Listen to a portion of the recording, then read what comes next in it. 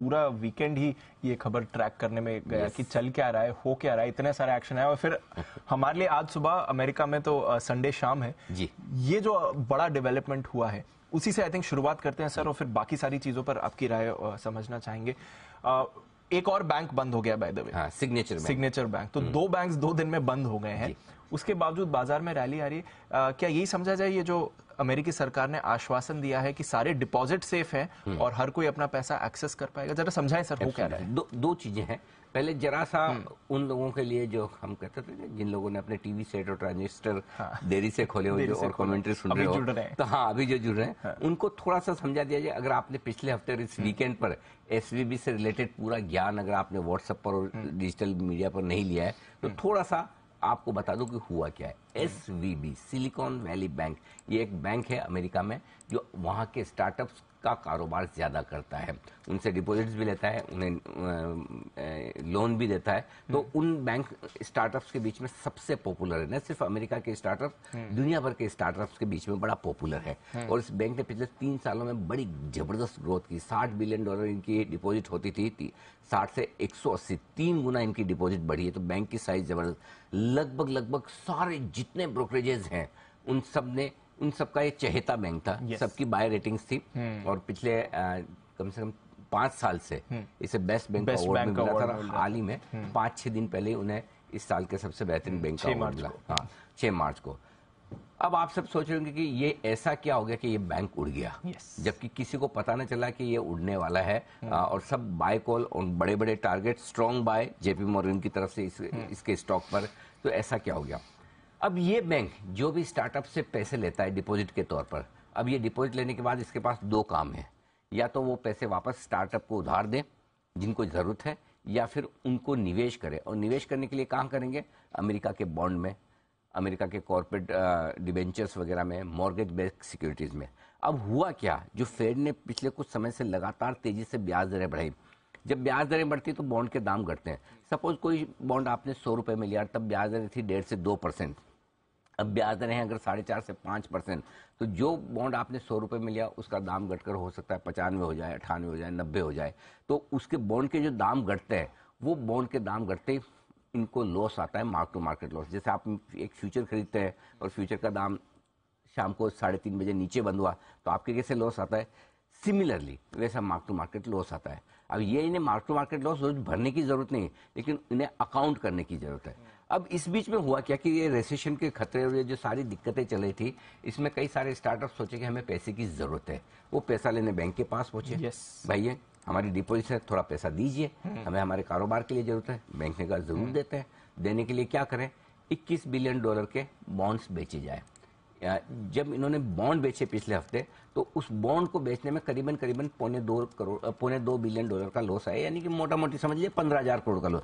अब देखिए, मामला सिर्फ 15,000 करोड़ के लॉस का है, इससे बड़ा नहीं। अब 15,000 करोड़ का लॉस कहां बड़ा होता है, लेकिन दिक्कत कहां है कि सिस्टम में कॉन्फिडेंस नहीं है। तो सिर्फ 15,000 करोड़ के लॉस की भरपाई करने के लिए बैंक ने सोचा कि हमारी कैपिटल तो पूरी उड़ रही है, चलो कैपिटल रेज की जाए, थोड़ी इक्विटी इश्यू करते हैं जिससे हमारा कैपिटल बेस बढ़ जाएगा। $2.25 बिलियन यानी कि लगभग 20,000 करोड़ का एक इश्यू निकालते हैं और उससे कैपिटल रेज करते हैं। बस यहीं पर पैनिक मच गया कि बैंक के पास कैपिटल नहीं, बैंक उड़ रहा है। $180 बिलियन की डिपॉजिट लेने वाला बैंक गया।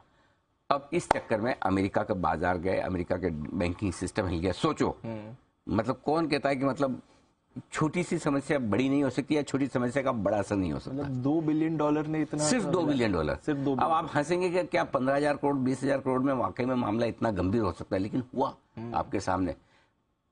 तो ये सारा का सारा पूरा का पूरा एक्शन हुआ है।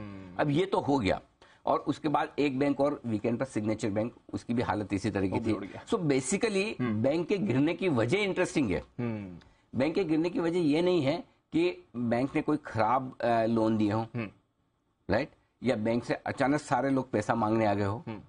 बैंक ने पैसा सबसे सेफ जगह ही डाला है, जो अमेरिका के सरकार के बॉन्ड है। Correct, right. अगर इसको ऐसे समझिए, हमारे यहाँ देश में बैंकों के पास पैसा है, और अगर वो बैंक हमारे भारत सरकार की गवर्नमेंट सिक्योरिटीज खरीदते हैं, तो इससे ज्यादा सेफ क्या है देश दुनिया में?